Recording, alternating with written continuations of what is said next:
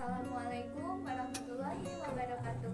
Halo, nama saya Rindayanti dengan NPM 1841040179. Di sini saya akan melaksanakan atau mempraktekkan konseling individual terhadap siswa yang introvert. Selamat menyaksikan.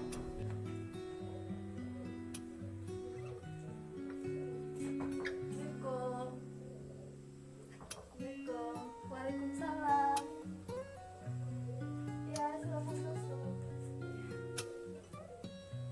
Mari silakan duduk. Selamat pagi, Bu. Iya, selamat pagi. Mari silakan duduk. Kalau boleh tahu ada gerangan apa sampai Nak Cynthia datang ke sini? Iya, Bu, terima kasih. Bagaimana kabarnya? Kabar saya kurang baik, Bu. Kelihatannya wajahmu sangat murung. Tampaknya ada sesuatu yang terjadi. Iya, Bu. Oke, baik Cynthia.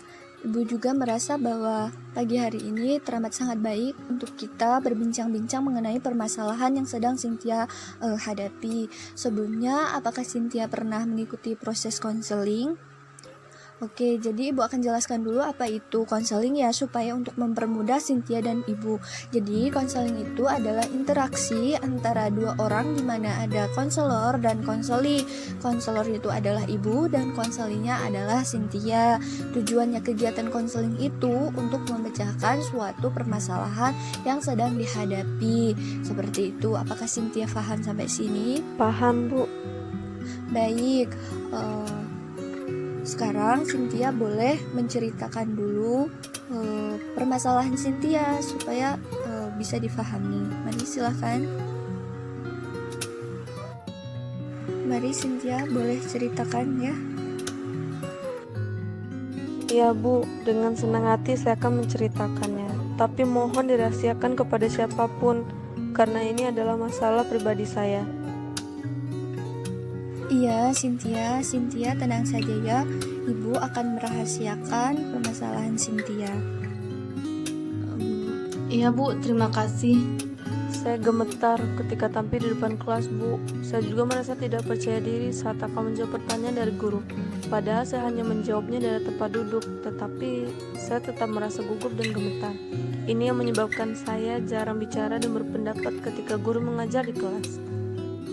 Setiap saya tampil di depan kelas, saya pasti gugup dan bingung harus berkata apa. Rasanya tiba-tiba bibir saya menjadi kaku. Lalu apa yang Cynthia lakukan? Saya hanya diam saja, Bu, daripada saya malu di depan teman-teman karena saya gugup dan gemetar. Oke, baik. Apakah Cynthia tidak pernah mencoba untuk menjawab? Apakah tidak menghiraukan itu salah atau benar? Yang penting Cynthia berani saja untuk menjawab. Apakah Cynthia pernah melakukan hal seperti itu sebelumnya, Cynthia? Atau bagaimana? Coba Cynthia jelaskan ya. Saya rasa tidak, Bu. Tetapi saya terus berpikir. Apakah kamu selalu memikirkan tentang apa yang Cynthia kerjakan itu harus benar-benar sempurna? Nah, iya, Bu. Saya orangnya memang seperti itu. Segala sesuatu yang saya kerjakan harus selalu sempurna, walaupun itu tidak mungkin. Mungkin itu juga yang membuat saya seperti ini. Baiklah Cynthia, oke. Saya juga merasa bahwa semua teman-teman di kelas memusuhi saya. Demikian juga dengan wali kelas. Selanjutnya, saya amat benci kepada diri saya sendiri.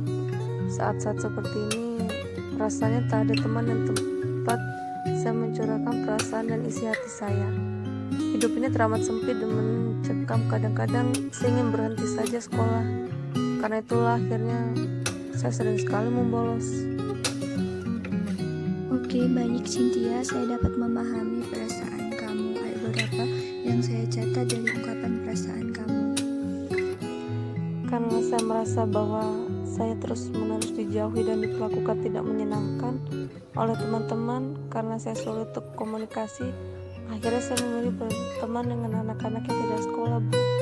Di sana saya merasa nyaman dan tidak tertekan. Saya mampu berinteraksi dengan mereka. Saya juga terkadang merokok apabila gabung dengan mereka. Tapi lama-kelamaan saya takut, Bu.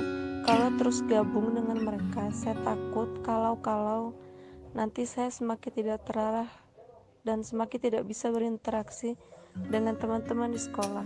Dan saya semakin tidak bisa fokus saat di kelas, Bu. Saya dapat memahami perasaan kamu dan saya turut prihatin dengan peristiwa yang menimpamu. Seberapa jauhnya perasaan kamu tertekan karena anggapan bahwa semua orang membenci kamu dan kamu kesulitan untuk komunikasi. Dan saya juga menangkap beberapa hal dari ungkapan perasaan yang kamu utarakan, yaitu yang pertama adalah kamu sulit untuk berkomunikasi baik itu dengan teman kamu ataupun dengan guru kamu, dan juga kamu sulit untuk mencoba sesuatu karena kamu lebih fokus kepada itu adalah salah atau benar gitu ya. Dan juga karena kamu sulit untuk berkomunikasi dengan teman-teman kamu, akhirnya kamu lebih memilih untuk berteman dengan teman-teman kamu yang ada di luar sana, teman-teman yang sudah dekat dengan kamu. Jadi kamu tidak mau untuk mencoba dengan berteman dengan teman-teman kamu yang baru begitu ya.